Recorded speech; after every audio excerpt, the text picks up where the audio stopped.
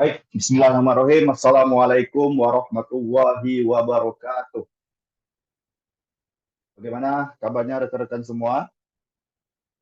Ya, saya harap kita dalam keadaan sehat walafiat.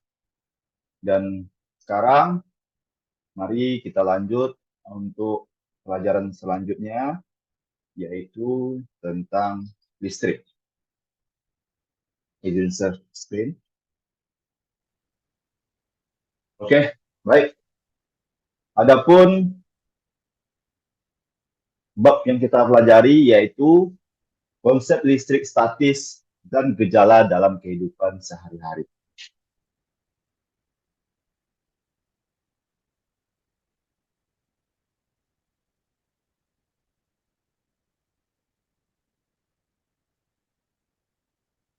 Oke, sekarang adapun kompetensi dasar di pelajaran ini yaitu IPA SMP kelas 9 semester 1 yang mana menjelaskan konsep listrik statis dan gejalanya dalam kehidupan sehari-hari termasuk kelistrikan pada sistem saraf dan hewan yang mengandung listrik.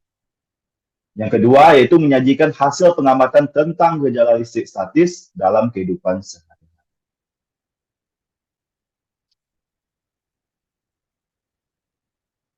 Oke, sekarang ini adalah peta konsep pada bab ini yaitu ada mempelajari tentang muatan listrik, ada hukum Coulomb atau hukum Coulomb, ada medan listrik, ada medan potensial, dan untuk penerapan listrik statis dalam kehidupan sehari-hari itu ada kelistrikan pada sel saraf, hewan penghasil listrik, teknologi listrik di lingkungan, dan contoh-contohnya yaitu ada pengendapan elektrostatis pada cerobong asap, ada mesin pengecat mobil, dan ada mesin fotokopi. Selanjutnya, untuk pembagian konsep sendiri itu ada konsep dasar, ada konsep esensial, ada konsep strategis. Untuk materi kegiatannya itu ada biologi dan ada fisika. Yang biologinya yaitu penerapan listrik statis dalam kehidupan sehari-hari, kelistrikan pada sel saraf, hewan, dan penghasil listrik. Hewan penghasil listrik. Penggunaan listrik statis dalam teknologi. Untuk fisikanya itu ya ada konsep listrik statis, ada muatan listrik, ada hukum Coulomb, ada medan listrik, ada medan potensial, dan energi listrik. Yang pertama kita bahas yaitu tentang konsep dasar fisikanya. Kita tahu rekan-rekan semua kalau di atom, di pusatnya ada proton dan neutron dan dikelilingi oleh elektron. Nah, di muatan listrik itu yang mana adalah muatan dasar yang dibawa oleh benda, sehingga benda akan mengalami gaya tolak-menolak atau tarik-menarik jika didekatkan pada benda lain yang juga bermuatan. Jadi rekan-rekan, muatan listrik itu sama dengan konsep dulu kita di SD. Apabila positif ketemu positif, dia akan tolak-menolak. Namun, kalau misalnya positif ketemu negatif, dia akan tarik-menarik. Tapi kalau misalnya negatif ketemu negatif, dia akan tolak-menolak. Seperti itu. Seperti itulah konsep dasar dari muatan listrik. Selanjutnya, kita bahas tentang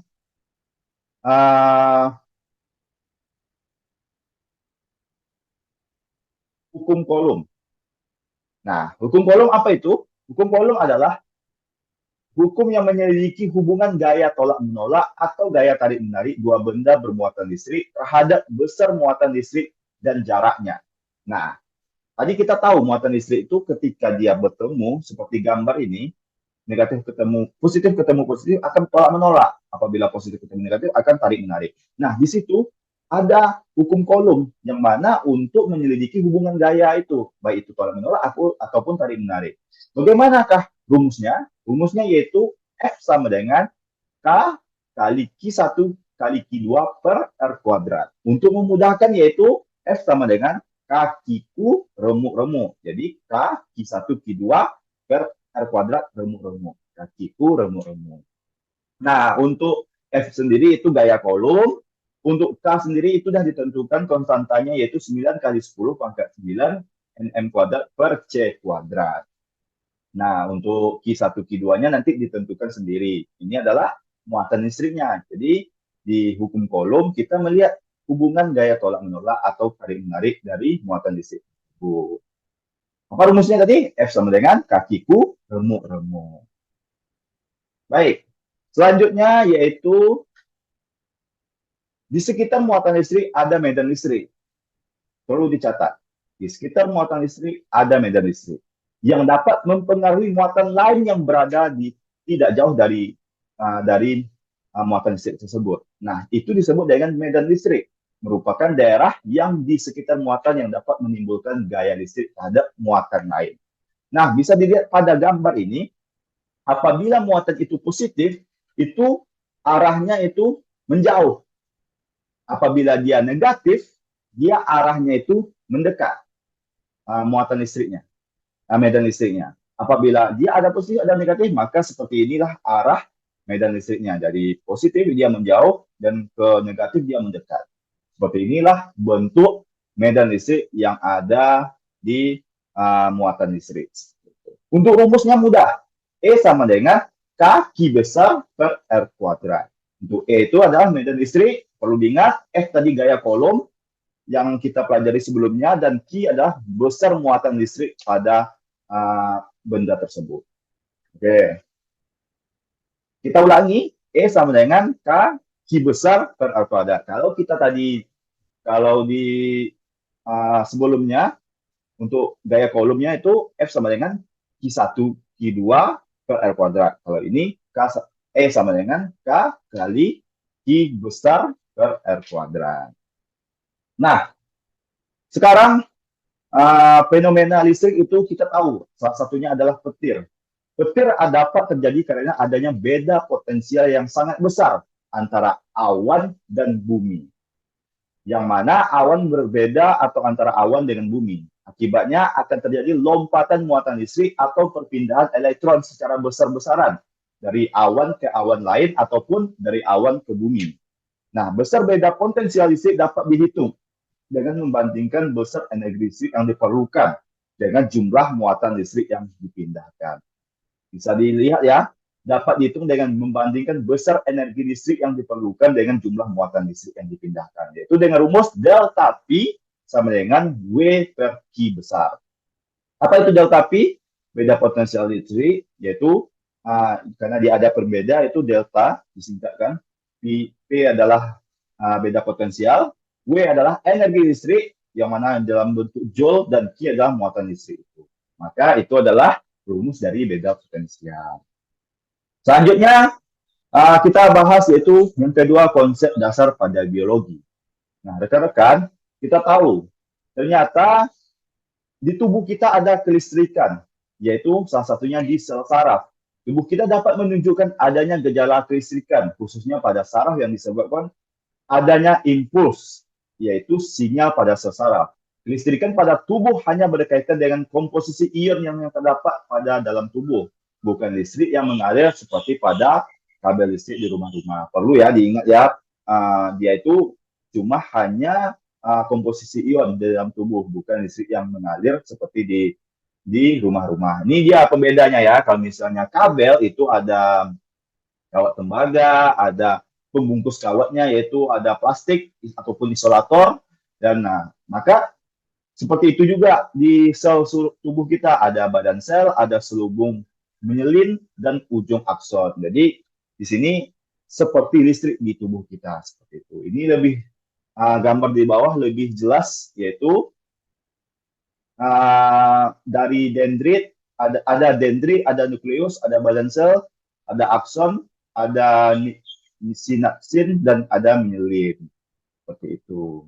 Nah, seperti ternyata saraf kita itu hampir mirip cara kerjanya dengan kabel listrik. Selanjutnya yaitu ialah hewan-hewan yang penghasil listrik. Ternyata selain tubuh kita ada juga hewan yang menghasil listrik, rekan-rekan. Apa itu? Yaitu hewan juga menghasilkan listrik sebagai impuls rangsangan dalam tubuhnya untuk menanggapi rangsangan atau bergerak atau berburu bangsa, melawan predator atau bahkan navigasi. Sangat luar biasa, sangat kompleks ya hewan yang menghasil listrik ini. Bisa digunakan untuk berburu mangsa, bahkan sampai ke navigasi, seperti kompas saja. Nah, berikut ada hewan-hewan yang penghasil listrik. Ada ikan belalai gajah, ada ikan pari listrik, ada hiu kepala martil, ada echidna dan ada belut listrik. Yang terkenal yaitu belut listrik ya, yaitu katanya bisa menghasilkan membuat tubuh manusia yang ketika kena sengatannya sampai pingsan seperti itu.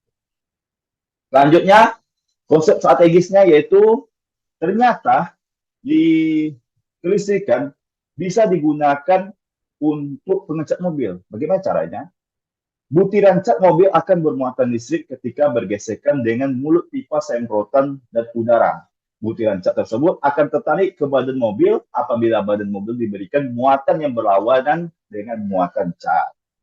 Jadi ada nih sebuah mobil yang diberikan untuk badannya itu telah diberikan muatan yang berlawanan dengan cat yang ada di penyemprotan, maka ketika dicat dia langsung terlengket seperti itu. Catnya langsung melengket dengan sempurna di badan mobil. Ternyata ini adalah salah satu contoh penerapannya di kehidupan sehari-hari. Selanjutnya yaitu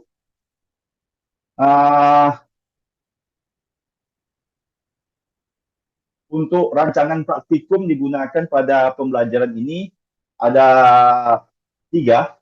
Ada muatan listrik, yaitu untuk mengetahui interaksi antar muatan listrik pada suatu benda, yaitu dengan cara membuat alat sederhana yang bisa mengetahui muatan listrik suatu benda. Contohnya yaitu elektroskop. Jadi di elektroskop itu nanti dibuat sebuah praktikum untuk anak-anak agar bisa melihat bagaimana muatan listrik itu terjadi. Jadi ketika digosokkan suatu benda dan diletakkan di kepala elektroskop, bisa lihat dia nanti yang di bawahnya apakah dia tarik menarik ataupun tolak menolak bergerak seperti itu, menunjukkan benda yang didekatkan itu mengandung muatan listrik. Untuk hukum Coulomb itu bisa untuk mencari itu mengetahui interaksi dua benda yang bermuatan terhadap jaraknya. Kita tahu tadi ya, hukum Coulomb itu untuk melihat gaya yang terjadi antar dua muatan, apakah tarik menarik ataupun tolak menolak. Yang selanjutnya itu beda potensial, yang itu untuk memahami konsep beda potensial dengan pengisian LKPD. Jadi dibuat LKPD, nanti dibuat konsep-konsep dan anak-anak bisa membuat bagaimana memahami konsep-konsep tersebut di LKPD tersebut. Untuk rancangan dan praktikumnya itu ada alat dan bahannya, botol kaca bening, kawat tembaga, kertas biasa atau kertas timah, rokok dan sebagainya, gunting, tang, pensil, dan pelubang. Untuk tujuan praktikum ini adalah untuk dapat mengetahui konsep atau cara kerja menggunakan elektroskop sederhana untuk mendeteksi muatan pada penggaris plastik yang digosokkan pada rambut. Untuk kegiatan praktikumnya yaitu membuat elektroskop, yang mana ada 11 cara, mungkin bisa dibuat untuk praktikum seperti itu. Bisa dilihat ya, ambil kertas, potong kertas tersebut menjadi kotak kecil, masukkan kertas tersebut ke dalam botol, ambil aluminium secukupnya, dan selanjutnya ampas kawat tembaga dan tekuk pada salah satu ujung kawat tembaga hingga membentuk huruf seperti lingkaran ataupun huruf U. Letakkan potongan aluminium foil pada ujung kawat tembaga yang telah ditekuk, lalu dilipat aluminium foil tersebut, masukkan kawat tembaga yang telah diberikan di aluminium foil ke dalam botol, tutup botol tersebut dengan gabus, buat aluminium foil seperti bola dan tancapkan pada ujung tembaga yang di luar botol, dan lalu gosokkan penggaris plastik pada rambut dan dekatkan aluminium foil yang telah diberikan kepada bola tadi. Dan amati apa yang terjadi, apakah aluminium foil di dalam botol diam ataupun bergerak membuka, mekar, dan bagaimana kertas tersebut di dalam botol tersebut. Diamkah atau bergerak, seperti itu. Itulah untuk kegiatan praktikum. Bisa dibuat nanti per kelompok, untuk anak-anaknya masing-masing anak-anak membuat elektroskop dengan kreasi mereka yang berbeda-beda. Seperti itu. Selanjutnya untuk media pembelajarannya bisa digunakan adalah PET, yaitu penggunaan virtual laboratory, bisa digunakan dalam pembelajaran agar siswa dapat memahami konsep tentang listrik, baik itu hukum Coulomb, medan listrik, beda potensial, dan lain sebagainya. Untuk bukunya, untuk menunjang ada e-book yang mana disebutnya electronic book, yang bisa menyajikan bentuk teks, gambar, video, audio, maupun bentuk multimedia lainnya yang bisa dibuka di laptop, komputer, ataupun smartphone. Untuk PPT-nya penting ya, kalau untuk penjelasan itu PPT yang interaktif dalam video pembelajaran, yaitu bagaimana nanti muatan listrik positif itu dia menggerak menjauh, negatif itu dia menggerak mendekat, seperti itu bisa dijelaskan pada PPT yang interaktif. Mungkin itu pembelajaran kita pada uh, konsep listrik statis dan gejala alam kehidupan sehari-hari. Semoga bermanfaat. Mungkin bisa lebih di dalam dengan pembelajaran bentuk YouTube untuk memahami konsep konsep muatan listrik, konsep hukum kolom, konsep medan listrik, dan juga medan potensial. Mungkin itu yang dapat saya sampaikan. Mudah-mudahan bisa menunjang pembelajaran kita dan juga bisa membuat kita menjadi paham bagaimana konsep listrik statis dalam kehidupan sehari-hari. Demikian dapat saya sampaikan. Terima kasih. Assalamualaikum warahmatullahi wabarakatuh.